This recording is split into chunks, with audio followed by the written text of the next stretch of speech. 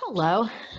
I'm here today as one of the directors of Mepacon, Katie Zane, to share with you some information about our convention. Unfortunately, we've had a number of technical glitches today, starting with first, we didn't get a recording at all or a stream, and then we had no sound for half of it.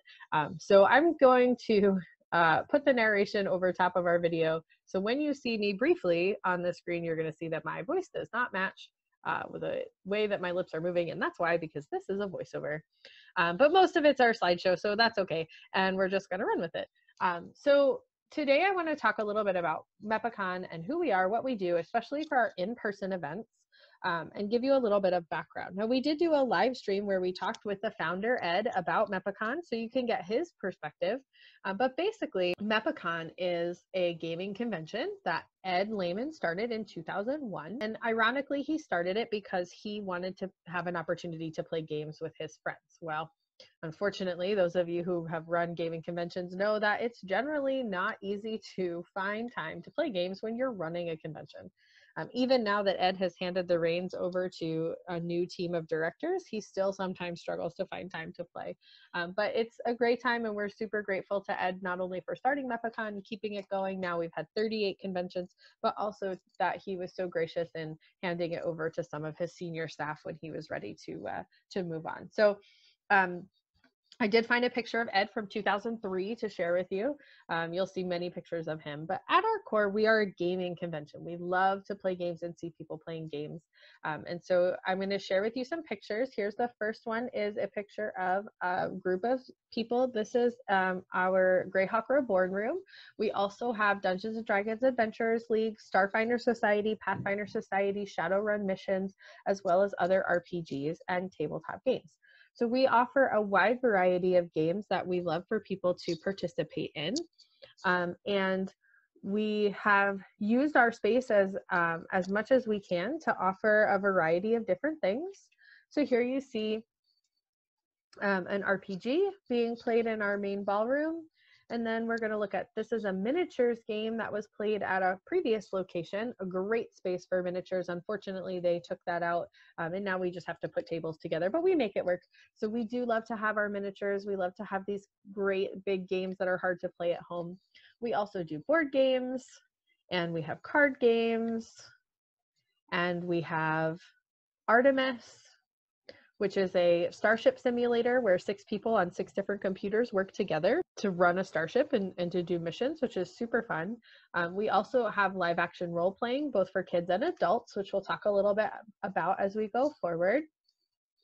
And we have a games library. So if you're not interested in signing up for games in advance, you can always pick games up from our games library to play. We also offer play to win games that we'll take a look at in a little bit. Matt and Amanda are great at getting us new games in our library and for play to win each time. We also have a great feature of giant games. Our giant games are super fun and very popular. Here you can see Ed playing Giant Jenga, which is probably our most popular, but we also have Giant Connect 4, Twister, and we're going to be debuting at our next in-person event a carpet that has a whole bunch of games, tic-tac-toe and checkers and other games as well. So we have a lot of fun with those, and we encourage adults and children to get involved in playing our giant games, which are super fun, and we feature them outside in the hallway so people can always have access to them.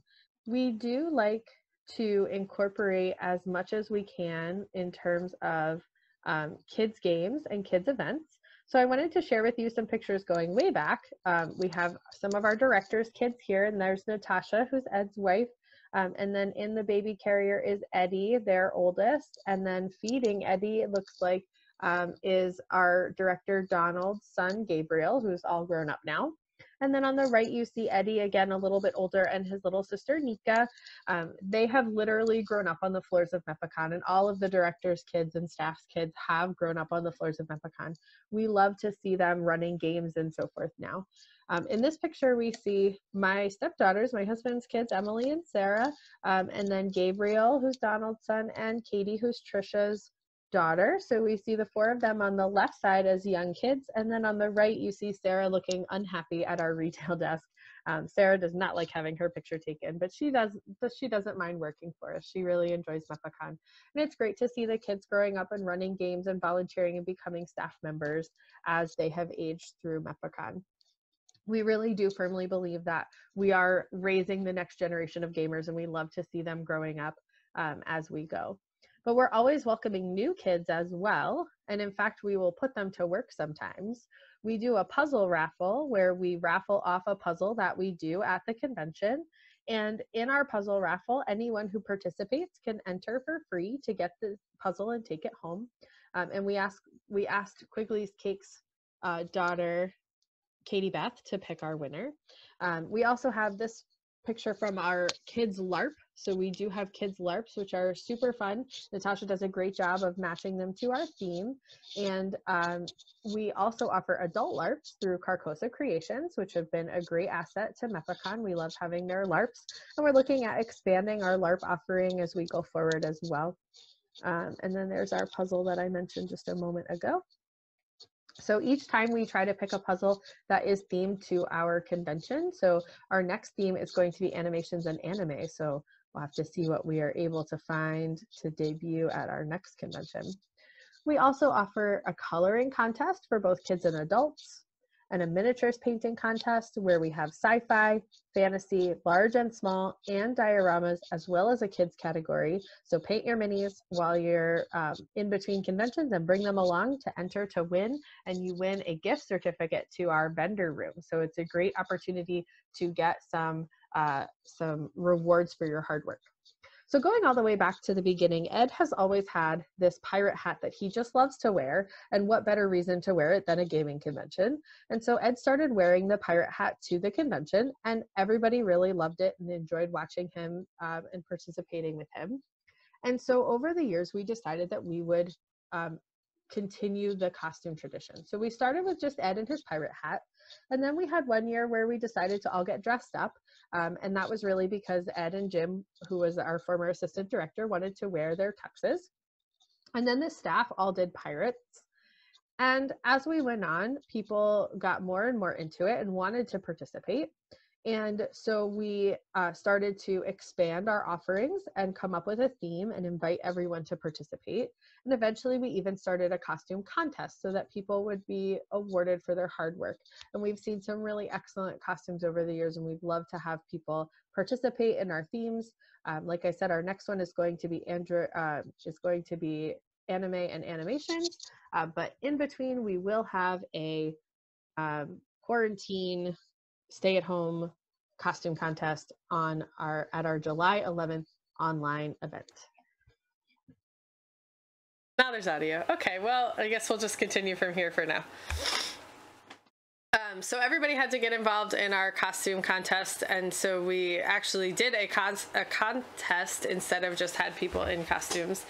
And we've continued that, and now it fits a theme. So instead of just doing pirates, we have all sorts of different costumes. You can see a picture of our Middle-earth theme on the slides. And then since we were doing pictures of everyone in costume, we decided to also do pictures of everyone wearing Mepacon shirts. At our retail desk, we sell all of the t-shirts. There are 38 different t-shirts that are out.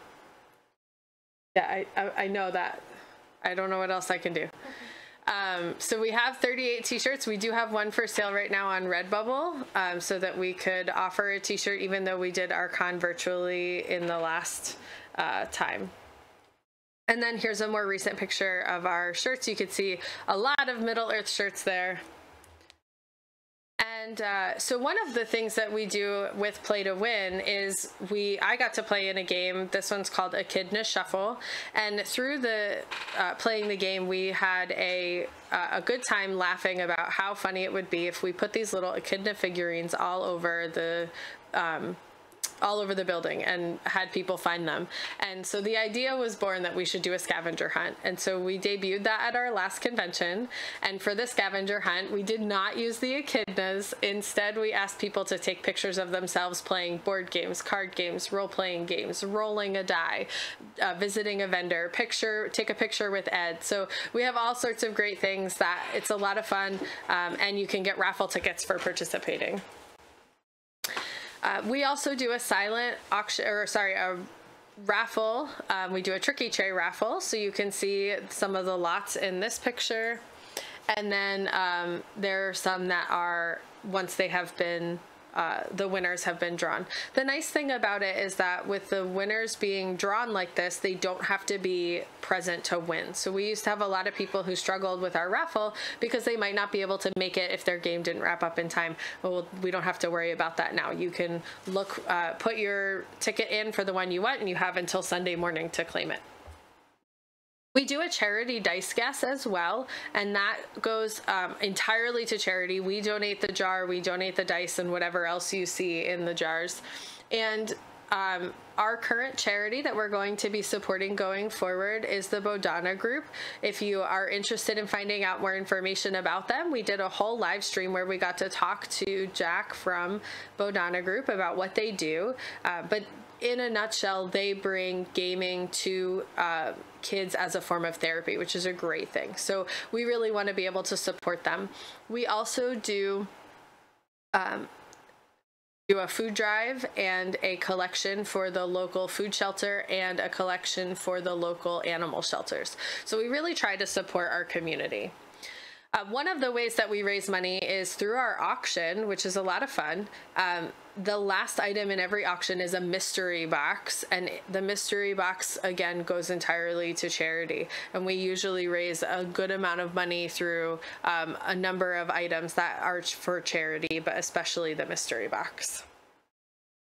So you can see, this is a picture from a few years back of some of the items in our auction. It's all sorts of stuff. You can bring any kind of gaming items to the convention and auction them off, and we'll handle everything for you.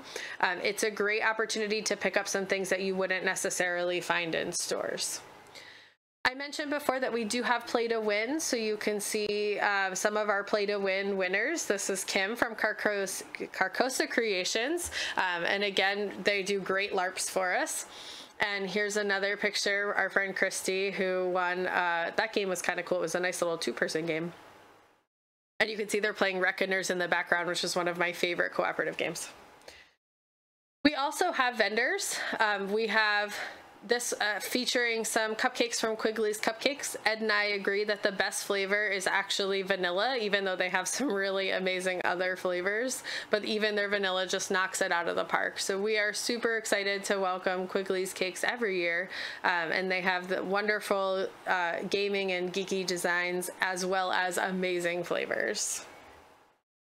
One of our prime vendors is the Portal, and the Portal has been our sponsor and supporter for as long as I can remember. They just celebrated their 15th anniversary, and we're super excited for them that they could do that. We got to sit down and talk with Brian Anderson on our live stream last weekend, which was a lot of fun. And most importantly, we are going to be having game days in conjunction with the Portal going forward. So we have one planned for August. We're not sure how that's going to work out right now, but we will definitely be working on those for the future. The Portal is a great local game store. We really enjoy. They're located in Bethlehem, Pennsylvania, and we really, really recommend supporting them, or if you're not from the area, supporting your own local game store. They sell dice, among other things, and I always go over and arrange their dice in color order, which is one of the fun things. Jay from the previous picture and I have feuded over for years. It's been quite a friendly joke. And we also have special guests, which is so much fun to get to sit down with game designers. We have Brendan LaSalle, who we got to speak with on a live stream, and Dan Hundich as well, both of whom have done some great things with designing games and have been long supporters of us, and we really enjoy getting to see them. And last but not least, I want to just tell everybody that we are dedicated to being a safe space. We feel very strongly like Mepacon is a family. That's the feedback we get from a lot of our attendees, and we want to know that we welcome everyone into our family. So if you haven't been to check us out, our next dates are November 6th through 8th at the Mountain Laurel Hotel in Whitehaven, PA. We are hoping to be in person, but if not, we'll definitely be online. But definitely try to check us out. We really have a great time gaming. We enjoy spending time together, playing games, and supporting our local community. And with that said, we did do a trivia game on our stream. We posted it this past Friday, and we had 4 people who entered and said that they would like to be entered to win a free badge to Mepacon. So I'm going to roll a 4-sided die. This is actually it's called a 444, so it's a 12-sided die, but it has 1 to 4 on it 3 times. It's pretty cool. So I'm going to roll the die, and we're going to see who our winner is. There's a nice dice tray on the table that my husband made for us. And the winner is number 3, which is Nikita Kolbeck. So congratulations, Nikita. I'll be reaching out to you to get you your free badge for the next in-person event. So thank you guys for hanging out with us. We'll check you later.